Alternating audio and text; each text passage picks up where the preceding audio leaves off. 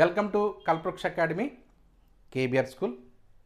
ఇవాళ క్లాస్లో intermediate second year కెమిస్ట్రీకి సంబంధించి ఆర్గానిక్ కాంపౌండ్స్ కంటైనింగ్ నైట్రోజన్ అనే ఒక చాప్టర్ ఉంది. ఆ చాప్టర్లో మనకి డైఅజోనియం సాల్ట్స్ అనే ఒక టాపిక్ ఉంది. ఆ టాపిక్లో మనకి శాండ్మేర్ రియాక్షన్ అనే ఒక ఇంపార్టెంట్ నేమ్ రియాక్షన్ ఉంది. దానికి సంబంధించిన డీటెయిల్స్ ఇవాళ మనం చూద్దాం.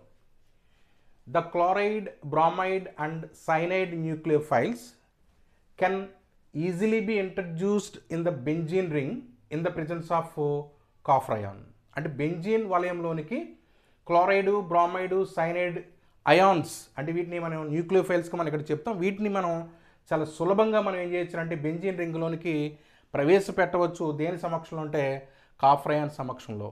So this reaction is called Sandmeyer reaction. ఈ చర్యని మనం ఏమంటామంటే శాండ్మేర్ చర్య అని మనం పిలవడం జరుగుతుంది. అంటే మనకి ఇక్కడ వచ్చే products chloro బెంజీను, bromo బెంజీను, cyano benzene అనేటువంటి వరుసగా ఒక ప్రొడక్ట్స్ మనకు వస్తాయి. వేటితో చర్య జరుపుతాయి అనేది మనం ఇక్కడ చూద్దాం. ఈ బెంజీన్ డైఅజోనియం క్లోరైడ్ కాపర్ అయాన్ ప్రెజెన్స్లో మనకి హెచ్సిఎల్తో రియాక్ట్ అయినప్పుడు క్లోరో బెంజీన్ వస్తుంది. అలాగే సేమ్ మనకి ఇక్కడ బెంజీన్ డైఅజోనియం క్లోరైడ్ కాపర్ అయాన్ ప్రెజెన్స్లో మనకి ఇక్కడ హెచ్బిఆర్తో హైడ్రోజన్ బ్రోమైడ్తో రియాక్ట్ అయినప్పుడు బ్రోమో బెంజీన్ వస్తుంది.